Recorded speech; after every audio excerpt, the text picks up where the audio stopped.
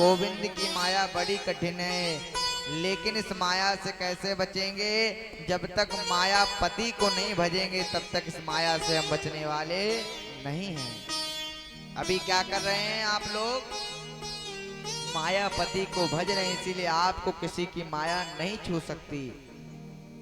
और जैसे ही पांडाल से बाहर पहुंचे महाराज, फिर माया घेर लेगी। कैसे? पति जी ने खाना खाया है नहीं खाया है, बेटा कहाँ है, अभी कोई किसी से नहीं मतलब किससे है? केवल कथा से और बिहारी जी से। इसीलिए माया दूर है।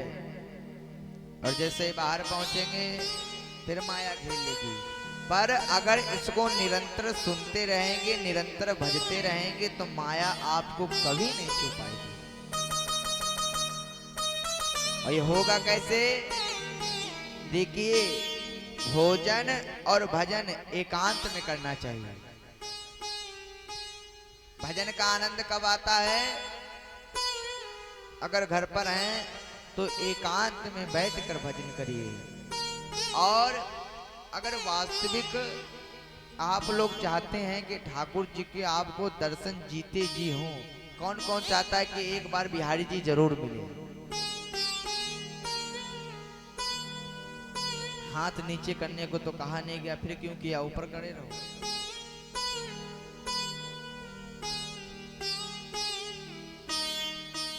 मतलब सब लोग चाहते हैं। इस बात को बड़े ध्यान से सुनिएगा।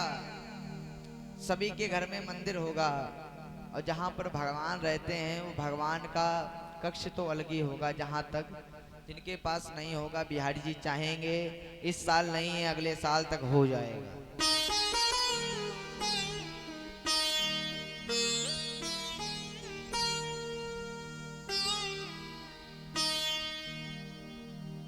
अगर आपके घर में मंदिर है जहां पर बिहारी जी हैं, इस बात को ध्यान रखना, आप पूजा प्रतिष्ठा रोज करना, पर उस मंदिर में केवल आप जाना और आपके घर के लोग जाना, दूसरे को उसमें प्रवेश करने मत देना। अगर आपने ये कार्य किया तो ये निश्चित है कि 1 महीने के अंदर आपको प्रतीत होने लगेगा कि बिहारी जी मेरे संग में बैठकर पूजा करते हैं।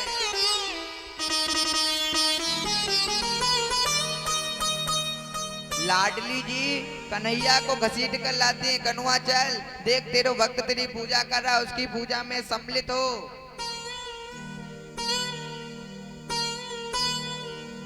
ये वास्तविक अनुभव बता रहे हैं।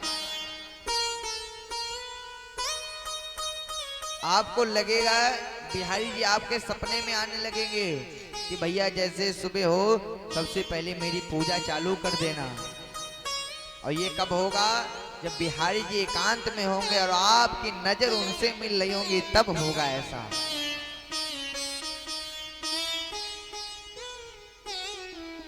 और आज से ये बना लीजिए,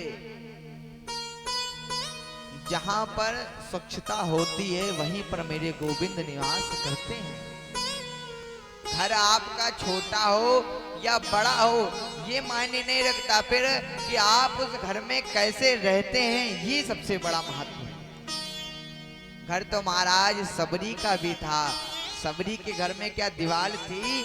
कुछ नहीं था। फिर सबरी के घर में केवल क्या महाराज कुटिया थी, पर क्या उसको पता था कि राम एक ना एक दिन जरूर आएंगे सबरी के वहां। जिस सबरी को लोग पसंद नहीं करते थे, जब भगवान उनसे मिले तो सबरी के पीछे लोग दौड़ने लगे। क्यों? क्योंकि जब लाडली जू की कृपा होती है तो सब भाग पड़ते उनके पीछे।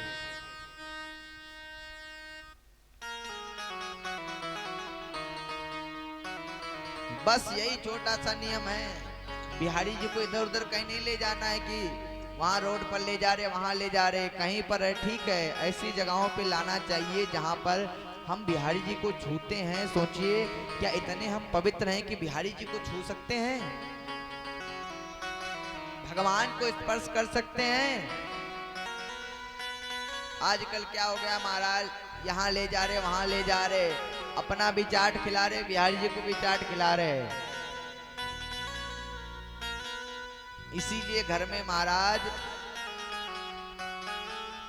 मन में क्या विचार आता कि जब तक भगवान नहीं थे तब तक बहुत अच्छे चलता था, और इसके चक्कर में जो फंसता है महाराज तो फंसता ही चला जाता है, क्योंकि ये जिसके ऊपर मेहरबान हो जाता है फिर महाराज उसके चकाचक रोज जलवे बढ़ने लगते हैं।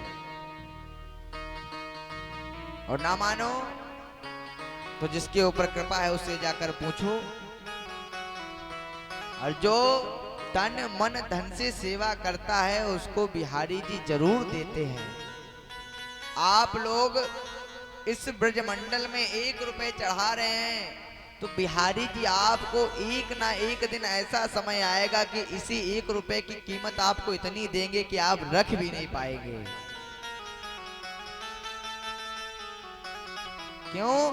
क्योंकि आप बिहारी जी को कुछ दे रहे हैं। और फिर कल तो अपने लाला का जन्म है, हम लाला को क्या क्या देंगे महाराज। जो ये कलयुग रूपी जो यहाँ के अभी के लाला होते हैं पृथ्वी लोक के, जब इन लालाओं को इतना दिया जाता है तो हमारा जो ब्रज का लाला है उसकी बात ही अलग है।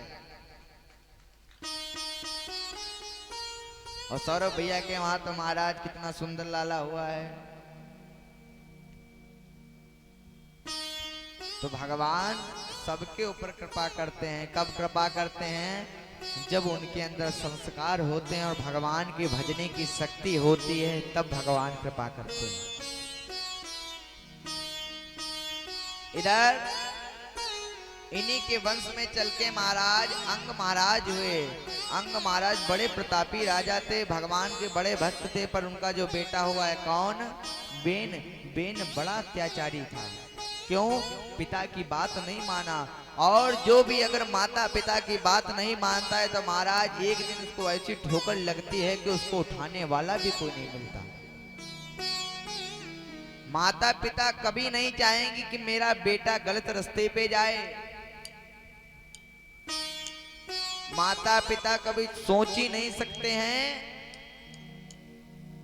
कि मेरा बेटा कुछ गलत कार्य करे, गलत संगत में जाए।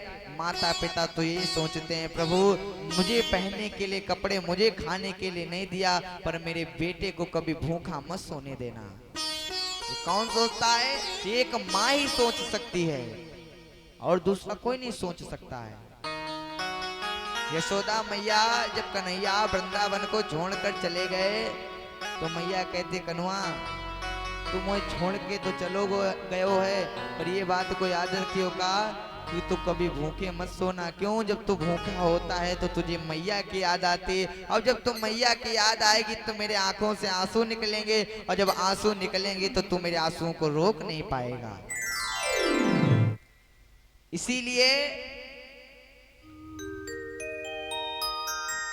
जब वृंदावन छोड़ कर गए तो माँ यशोदा के आंखों की रोशनी चली गई। सारी गोपियां पागलों के जैसे हुए। क्यों? उन्होंने एक से ही आस लगाई थी। क्यों? मीराबाई क्या बोली कि मेरो तो गिरधर गोपाल दूसरो ना कोई। मीराबाई जिस दिन भगवान को चाली उस दिन महाराज प्रजा के लोग मीराबाई को निकाल दिए। क्यों?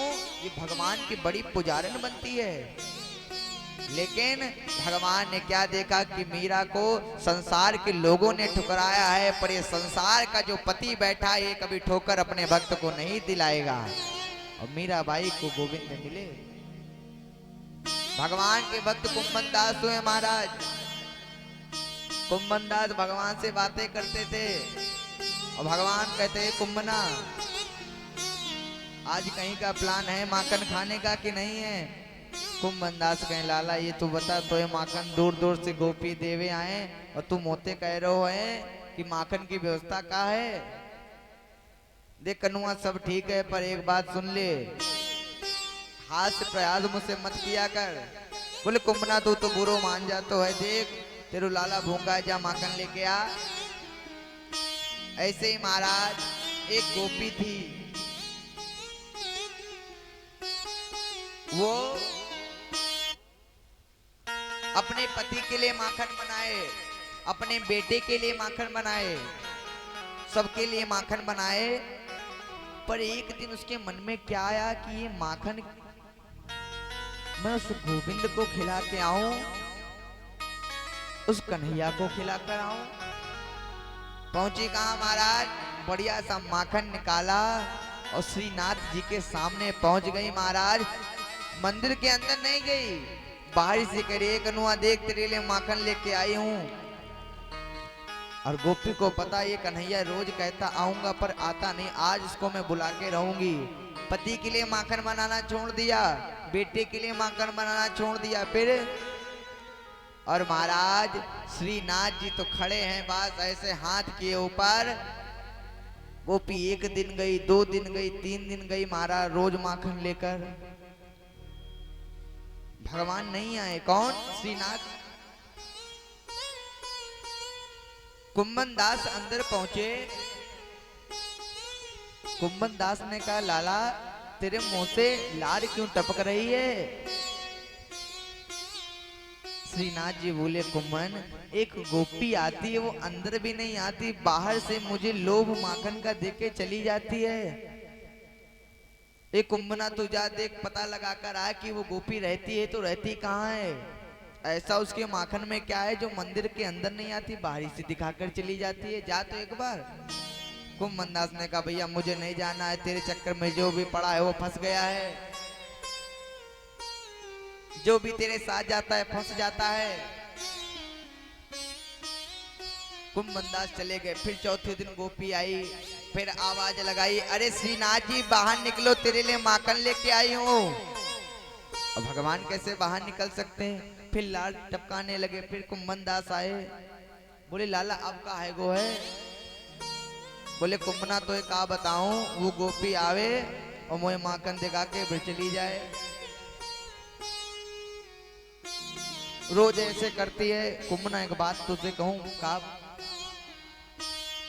जब मंदिर के पट बंद हो जाए ना तो तू पीछे खिड़की से आइयो और मैं तैयार बैठा रहूंगा और मैं खिड़की से तड़क जाऊंगा, तू आ जाना समय पे। कुंभना कहा भैया तुम फंसा दोगे, मैं नहीं जाऊंगा। अब बोले तुम आ जाना, तुम बस मंदिर से तड़कवा देना और आगे की योजना मैं बना लूंगा। भैया कुंभनदास जी बिहारी जी की बातों में आ गए। श्रीनाथ जी ने जैसा कहा वैसे ही किया।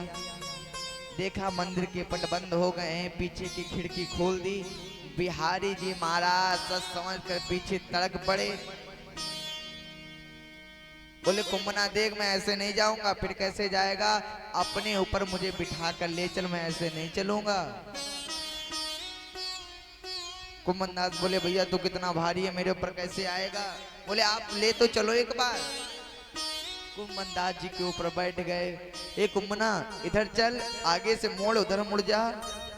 कुंभनदास बोले लाला ये बता एक बात, तू तो कभी इधर आया नहीं, फिर तुझे मोड़ कैसे पता है कि किधर जाना है किधर नहीं जाना है? बोले कुंभना तो एक आ बताऊं, वो गोपी के माखन की इतनी खुशबू थी कि उसकी गली भी मैंने परख ली। पहुंचे कहा महाराज, गोपी के द्वार पर दरवाजा खोला और जहां पर वो माखन रखा था बैठ गए। लाला आप क्या करना है? एक कुंभना तू नीचे झुक, मैं तेरे ऊपर चढ़ूं फिर माखन को उतारूं। कुंभनदास बोले आज लग रहा है गलत समय पे ही निकले हैं, पहले वहां से लद के आया और फिर कह रहा है कि मेरे ऊपर खड़े होके माखन। नहीं लाला मैं जा रहा हूं। बोले कुंभना अगर तू चला जाएगा बात खराब हो जाएगी। कुंभनदास नीचे बैठे, बिहारी जी उनके ऊपर बैठे और खड़े हो गए, माखन को खाने लगे। कुंभनदास देखे ऊपर, एक कनुआ मुंह को भी तो दे, लेके साथ में आए हुए, इतनी मेहनत कराए फिर भी खाने ना दे रहा। अब बिहारी जी ऊपर से फेंके, माथे पे गिरे, नाक पर गिरे, पर मुंह तक आए ही नहीं। 10 मिनट हुआ, 20 मिनट, 1 घंटा हो गया। आप कुंभनदास महाराज देख देख कर, महाराज देख देख कर भगवान की लीला को देखकर वहीं पर गिर पड़े। ए कुंभना उठ वरना मेरी पिटाई लगेगी। अरे कुंभना उठ। कुंभनदास बेचारे पड़े हैं, होश ही नहीं। एक मटकी उतारा, मटकी गिरी चट से। तुरंत गोपी दरवाजा खोली तो महाराज क्या देखे, कुंभनदास पड़े हैं, बिहारी जी 1 2 3 हो गए।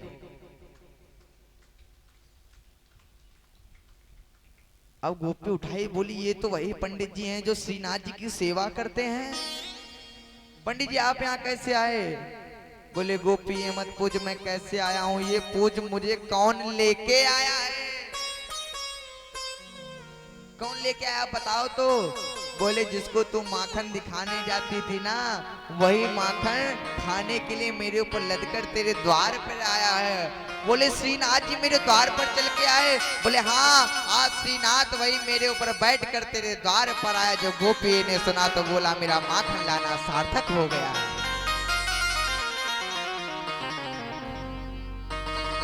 कुंभनदास बेचारे बैठे हैं, कन्हैया आप तो बताऊंगो। अब फिर जैसे मंदिर के पट खोले तो देखे पुजारी जैसे ही बाहर गए, फिर कनुआ हंसने लगा।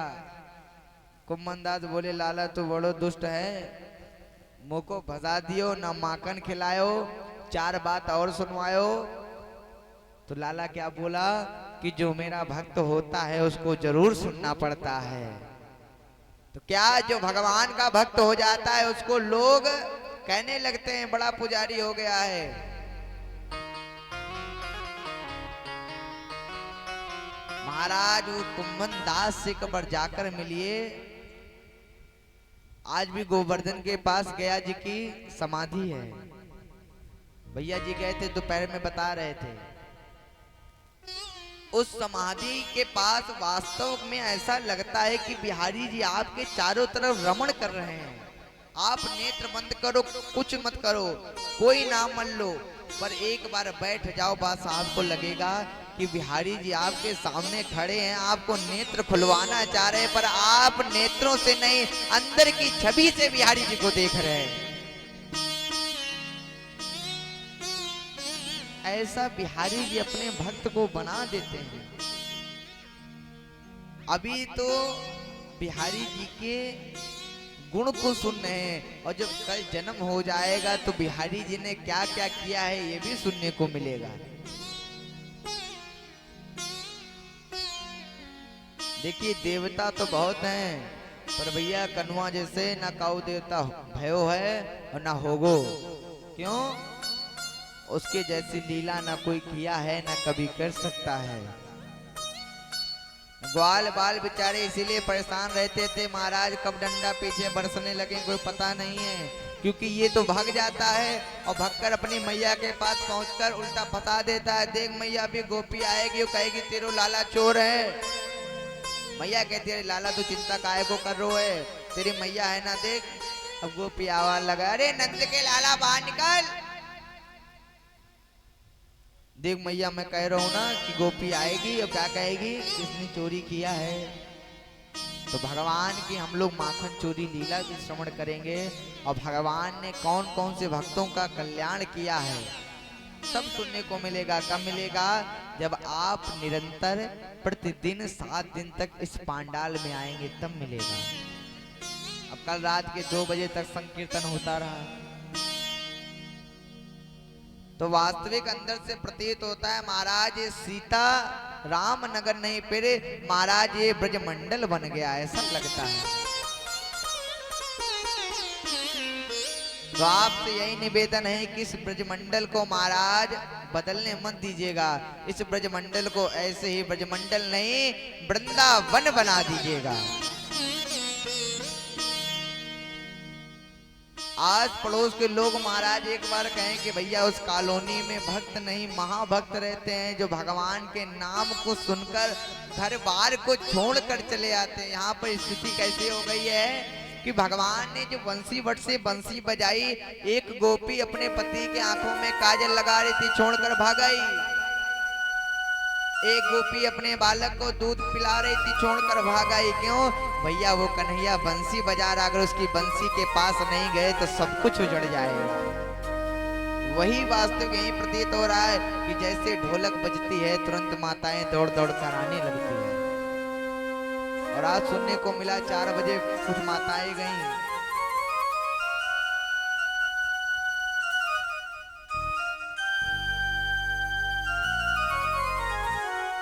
ऐसी ही जगहों पे कथा सुनाने में और आपको सुनने में आनंद आएगा।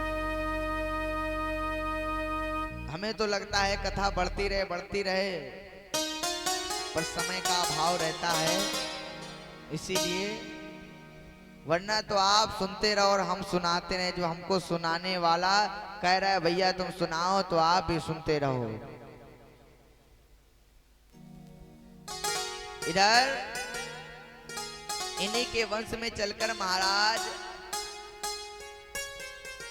एक भक्त हुए जिनका नाम क्या है, भरत जी। हमारे देश का क्या नाम है, भारत। भारत कैसा है, जहां डाल डाल पर सोने की चिड़िया